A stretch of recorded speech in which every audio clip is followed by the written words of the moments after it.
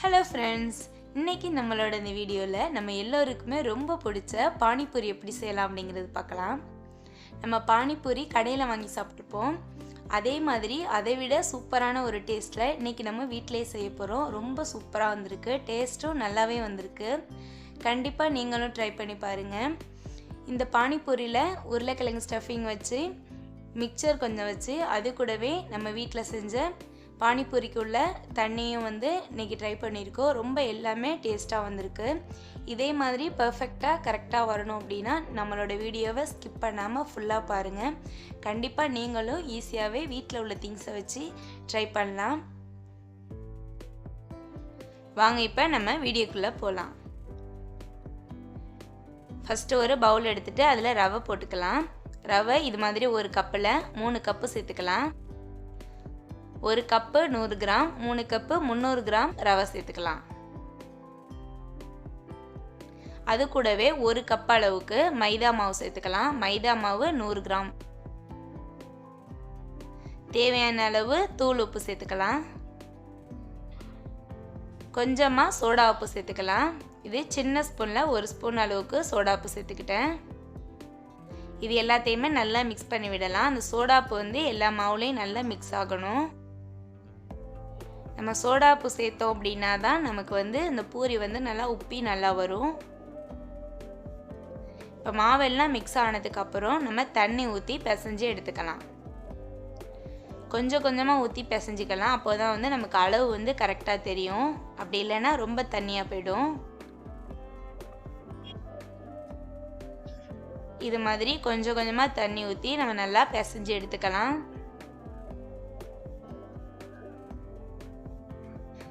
நமக்கு மாவு இந்த டைமில் தண்ணியாக தான் இருக்கும். ஆனால் போக போக இந்த ரவை தண்ணியை நல்லா அப்சர்வ் பண்ணி ரொம்ப திக்காக ஆரம்பிக்கும்.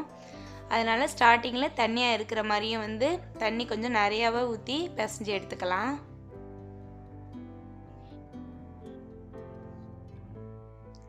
இந்த மாவு கரெக்டாக நம்ம 10 நிமிஷத்துக்கு நல்லா கைவிடாமல் பிசைஞ்சிட்டே இருக்கணும். அப்போது தான் நமக்கு இந்த பதத்துக்கு வரும். இது மாதிரி தண்ணியாக இருக்கணும். 10 நிமிஷம் நல்லா கைவிடாமல் பிசைஞ்சோம் அப்படின்னா இது மாதிரி சாஃப்டாயிரும். இந்த டைமில் லாஸ்ட்டாக பிசைஞ்சு முடிச்சுட்டு மேலே கொஞ்சமாக எண்ணெய் ஊற்றி அப்ளை பண்ணிடணும். மாவு நமக்கு காயாமல் அப்படியே இருக்கும். அதுக்காக மேலே கொஞ்சமாக எண்ணெய் ஊற்றி அப்ளை பண்ணிடலாம்.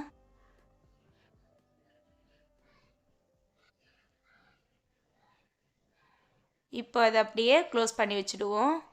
இது ஒரு அரை மணி நேரம் 30 மினிட்ஸ் அப்படியே இருக்கட்டும். இப்போ உருளைக்கிழங்கு ஸ்டஃபிங்க்கு உருளைக்கிழங்கு 3 உருளைக்கிழங்கு எடுத்துட்டேன்.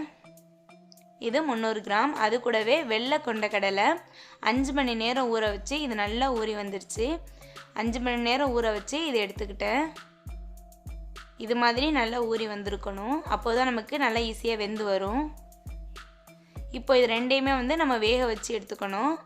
ஃபஸ்ட்டு உருளைக்கிழங்க உள்ளே வச்சிடலாம்.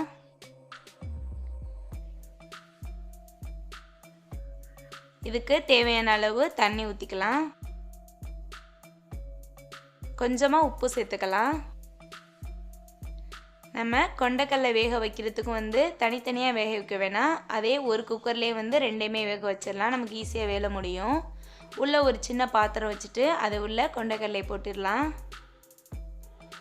இந்த கொண்டைக்கடலை வேகிறதுக்காக கொஞ்சமாக தண்ணி சேர்த்துடலாம். இதை அப்படியே க்ளோஸ் பண்ணி வச்சுடுவோம். க்ளோஸ் பண்ணி வச்சு ஒரு 3 விசில் விட்டுறலாம். நமக்கு உருளைக்கிழங்கு கொண்டைக்கடலை ரெண்டுமே சேமாக வெந்து வந்துடும். இப்போ நமக்கு உருளைக்கிழங்கு எல்லாம் நல்லா வெந்து தோல்லாம் எடுத்துகிட்டு வச்சுட்டேன். இப்போ இது நல்லா மசிச்சு விட்டுக்கணும். நல்லா உருளைக்கிழங்கு கட்டி இல்லாமல் நல்லா மசிச்சு விட்டுறணும். அப்போது தான் நமக்கு அந்த பூரிக்குள்ளே வைக்கிறதுக்கு ஈஸியாக இருக்கும். பூரியில் நம்ம சின்ன ஹோல் போட்டு தான் அதுக்குள்ளே நம்ம உருளைக்கிழங்கு ஸ்டஃபிங் வைக்கணும். அதனால் இது நல்லா கட்டி இல்லாமல் நல்லா மசிச்சு விட்டுறணும். இப்போ இதில் வேக வச்ச கொண்டைக்கடலை இதில் சேர்த்துக்கலாம். இது மாதிரி நல்லா வெந்திருக்கணும். இப்போ அழுத்தி விட்டோம் அப்படின்னா மாவு மாதிரி நல்லா வெந்து வந்திருக்கணும். இப்போது தேவையான அளவு கொண்டைக்கடலையும் நம்ம அதில் சேர்த்துடலாம். பொடியாக நறுக்குன கொத்தமல்லி இலையும் சேர்த்துக்கலாம். தேவையான அளவு மிளகாய் தூள் சேர்த்துக்கலாம். கொஞ்சமாக கரம் மசாலா சேர்த்துக்கலாம். இப்போ இதுக்கு தேவையான அளவு உப்பு சேர்த்துக்கலாம். இது எல்லாத்தையும் சேர்த்து நல்லா மிக்ஸ் பண்ணி விட்டு நல்லா மசிச்சு விடணும். நமக்கு அந்த கொண்டைக்கடலை, உருளைக்கிழங்கு, இந்த மசாலா எல்லாமே சேர்ந்து நல்லா மிக்ஸ் ஆகணும். அதே மாதிரி நல்லா மசிஞ்சு வந்திருக்கணும், கட்டி இல்லாமல் வந்திருக்கணும். நமக்கு வந்து இந்த கொண்டைக்கடலையும் நல்லா வெந்திருந்தால் தான் இது மாதிரி நல்லா மசிஞ்சு வரும். இப்போ நான் ப்ரெஸ் பண்ணும்போதே உங்களுக்கு தெரியும், நல்லா மசிஞ்சு ஒரு மாதிரி க்ரீம் பதத்துக்கு வரணும். அந்த அளவுக்கு வந்து நல்லா மசிச்சு எடுத்துக்கலாம். இது மாதிரி இருக்கணும், மாவு மாதிரி இருக்கும் நமக்கு பார்க்குறதுக்கு. இப்போ நமக்கு உருளைக்கிழங்கு ஸ்டஃபிங் ரெடியாக இருக்குது. இது ரொம்பவே டேஸ்ட்டாக இருக்கும் நமக்கு. இப்போ இதை அப்படியே வச்சிடலாம். இப்போ அடுத்து பூரிக்கு தேவையான பானி செய்கிறதுக்கு கொத்தமல்லி இலை எடுத்துக்கலாம், புதினா எடுத்துக்கலாம்,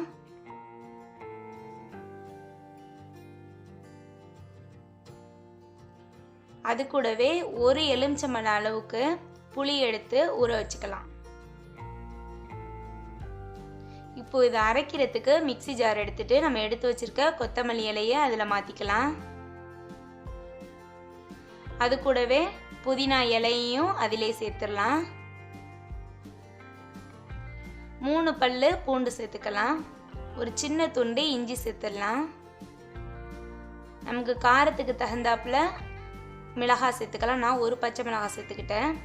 அது கூடவே நமக்கு தேவையான அளவு உப்பு சேர்த்துக்கலாம். இது எல்லாத்தையுமே கொஞ்சமாக தண்ணி ஊற்றி அரைச்சி எடுத்துடலாம். இது மாதிரி இந்த பதத்தில் அரைச்சிக்கணும். இப்போ இதை நம்ம அப்படியே வடிகட்டிடலாம். இதில் நம்ம இஞ்சி, பூண்டு, பச்சை மிளகாய் இது 3 சேர்த்துருக்கிறதுனால டேஸ்ட்டு நல்லாவே இருக்கும். ஒரு அரை டம்ளர் அளவுக்கு மட்டும் தண்ணி சேர்த்து இது மாதிரி நல்லா பேஸ்ட்டாக அரைச்சி இது நல்லா வடிகட்டி விட்டுறணும். இது மாதிரி ஸ்பூனை வச்சு நல்லா ப்ரெஸ் பண்ணோம் அப்படின்னா இந்த ஃபுல்லாகவுமே அதில் உள்ள சாறு எல்லாம் வடிஞ்சிடும். இப்போ நமக்கு கொத்தமல்லி, புதினா தண்ணி எடுத்தாச்சு. அப்புறம் புளி கரைச்சிக்கலாம். புளி நல்லாவே ஊறி வந்துருச்சு. இதை நல்லா கரைச்சி விட்டுக்கலாம்.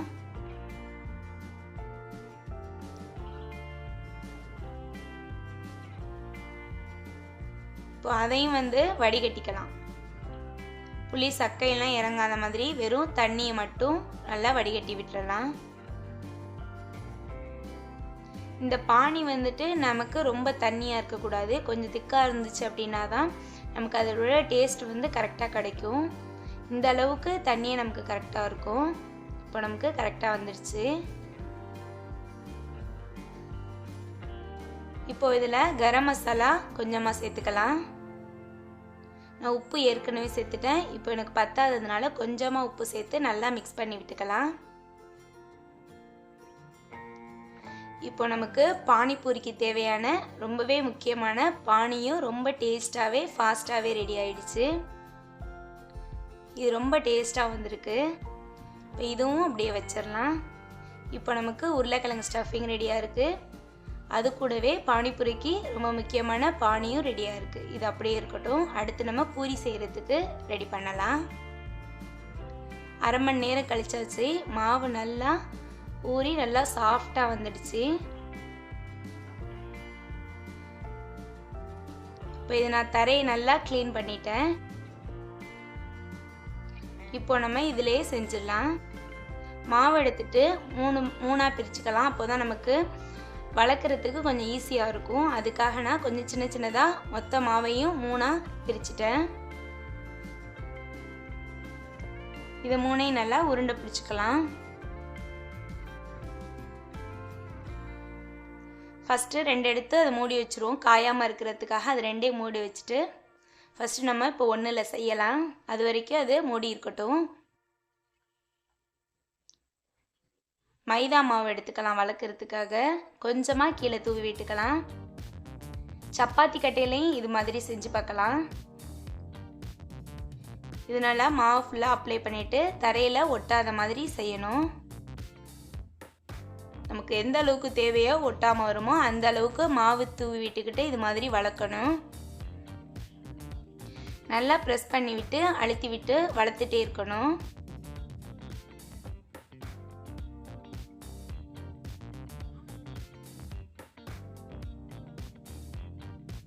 நமக்கு மாவு ஒட்டாத மாதிரி தரையிலையும் சப்பாத்தி கட்டையிலையோ மாவு ஒட்டாத மாதிரி நம்ம மாவு கொஞ்சம் கொஞ்சமாக தூவி விட்டு வளர்த்து எடுத்துக்கலாம். இந்த அளவுக்கு நம்ம வளர்த்து எடுத்துக்கணும்.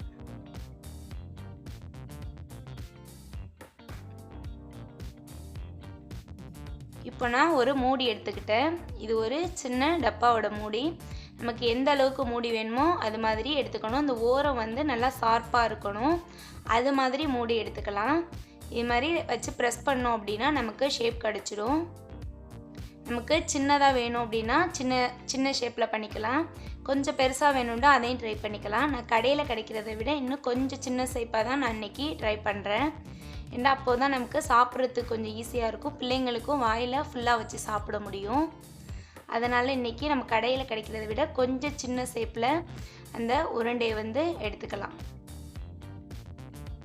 இது மாதிரி அழுத்தி விட்டுட்டு இப்படி எடுத்தோம் அப்படின்னா நமக்கு ஈஸியாக வந்துடும்.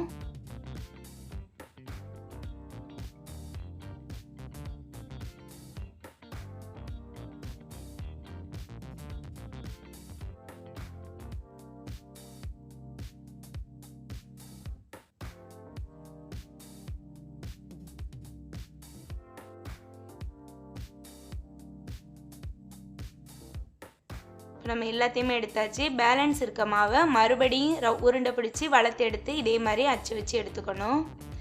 இதே மாதிரி எல்லா மாவுலேயும் வந்து நம்ம வளர்த்து இதே மாதிரி அச்சு வச்சு நம்ம ரவுண்ட் ஷேப்பு பண்ணி எடுத்துக்கலாம்.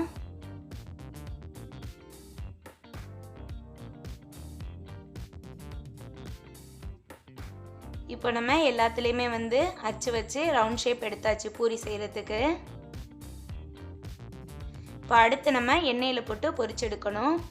எண்ணெய் பாத்திரத்தில் வச்சு நல்லா சூடானதுக்கப்புறம் மீடியமில் வச்சுக்கலாம். இப்போ எண்ணெய் வந்து நல்லா ஹீட்டில் இருக்குது. நான் அடுப்பை வந்து மீடியமில் வச்சுட்டேன். இப்போ பூரி எடுத்து எண்ணெயில் போட்டுடலாம். எண்ணெயில் போட்ட உடனே வந்து தன்னாலே மேலே வந்து உப்பி வரணும். அந்த அளவுக்கு வந்து நம்ம ஹீட் இருக்கணும். ஃபஸ்ட்டு ஒன்று போட்டு பார்த்தோம் அப்படின்னா நம்ம கரெக்டாக செக் பண்ணிக்கலாம். இது மாதிரி போட்ட உடனே வந்து பூரி வந்து உப்பி வந்துடும். அந்த அளவுக்கு வந்து நம்ம ஹீட்டு வந்து கரெக்டாக வச்சுக்கணும். இப்போயுமே வந்து ஸ்டவ் வந்து மீடியம்லேயே தான் இருக்குது.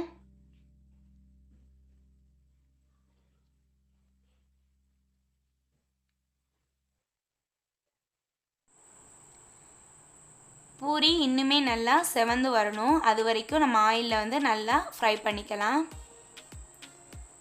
நல்லா கலர் சேஞ்ச் ஆகி செவந்து வரணும். அப்போ தான் நமக்கு பூரி ஆறி போனாலும் நல்லா மொறுமொறுன்னு கிடைக்கும். நமக்கு ஃப்ரை பண்ண பத்தலை அப்படின்னா லாஸ்ட்டாக நமக்கு ஸ்டஃபிங் வைக்கும்போது உடையும் போது உடையாமல் இருக்கும். இதே மாதிரி நம்ம நல்லா எல்லா பூரியும் வந்து ஃப்ரை பண்ணி எடுத்துக்கலாம். ரொம்பவே சூப்பராக நமக்கு பூரி ரெடி ஆகிடுச்சு. இந்த கலரில் நம்ம எல்லாமே வந்து ஃப்ரை பண்ணி எடுத்துக்கணும். இது கூடவே உருளைக்கிழங்கு ஸ்டஃபிங் ரெடியாக இருக்குது. பூரிக்கு தேவையான பானி ரெடியாக இருக்குது. நைஸ் மிக்சரும் ரெடியாக இருக்குது. நைஸ் மிக்சர் சேர்த்து சாப்பிட்டோன்னா சூப்பராகவே இருக்கும். இப்போ இதை நம்ம சாப்பிட்டு பார்க்கலாம். ஃபஸ்ட்டு பூரி எடுத்துகிட்டு சென்டரில் லைட்டாக ப்ரெஸ் பண்ணி விடுவோம். இது மாதிரி நல்லா கிறிஸ்பியாக உடையணும். அதனால தான் இந்த கலர் சேஞ்ச் ஆகிற வரைக்கும் ஃப்ரை பண்ணணும். அடுத்து நம்ம எடுத்து வச்சுருக்க உருளைக்கிழங்கை உள்ளக்க வச்சுக்கலாம். உருளைக்கிழங்கு நல்லா சாஃப்டாக மசிச்சு விட்டால் தான் அது உள்ளே வைக்கிறதுக்கும் நமக்கு ஈஸியாக இருக்கும். தேவையான அளவு உருளைக்கிழங்கு வச்சுட்டு மேலே கொஞ்சமாக நைஸ் மிக்சரு வச்சுக்கலாம். இப்போ இதில் எடுத்து வச்சுருக்க பானியும் உள்ளே சேர்த்துக்கலாம். நம்ம இந்த பானியில் காரம் கரெக்டாக இருக்குது. இது மாதிரி பானி ஊற்றும் போது தண்ணி ஊற்றும் போது வந்து நமக்கு இந்த பூரியில் லீக் ஆகாமல் உள்ளே நிற்கணும். அப்போது தான் நமக்கு சாப்பிடும் போது அந்த டேஸ்ட்டு ஃபுல்லாக கிடைக்கும். ரொம்பவே சூப்பராக வந்திருக்கு. ரொம்ப நல்லா வந்திருக்கு. இப்போ இது கூட சேர்த்து சாப்பிட்டு பார்க்கலாம். நம்ம சாப்பிட உள்ளே போயிட்டே இருக்கோம். நமக்கு பானிபூரி சாப்பிட சொல்லவே வேணாம். நம்ம எல்லாருமே இப்படி தான் ஃபாஸ்ட்டாக சாப்பிட்டுட்ருப்போம்.